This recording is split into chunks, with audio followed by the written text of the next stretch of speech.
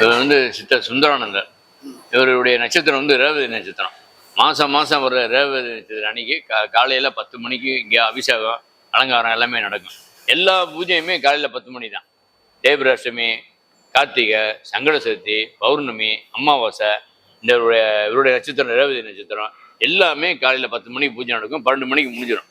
அந்த பிரதோஷம் தவிர ரொம்ப சிறப்பானது. இங்கே உட்காந்து தியானம் பண்ணீங்கன்னா நல்ல வைப்ரேஷன் நல்லா இருக்கும். அவர் வந்திருப்போனா சித்தர் இங்கே வந்திருப்போனதுனால வைப்ரேஷன் நல்லா இருக்கும். அதான் அந்த கோவில் சிறப்பு. இது பழமையான காலத்தில் கட்டப்பட்டது தான். இந்த இது எப்படி எங்களுக்கே தெரியாது. நாங்கள் கலெக்டர் ஆஃபீஸில் போய் பார்த்தோம். இந்த கோவில் எங்கே இருக்குது, என்ன கோவில் அப்படின்னு கேட்டதுக்கு எல்லாம் பழைய பத்திரமா எடுத்து பார்க்கும்போது தென்னக ரயில்வே ஆதிசிவன் கோவில் போட்டுருச்சு. அப்போ தான் தெரியும் எங்களுக்கு ரயில்வே கோவில். அதுக்கப்புறம் தெரியாது.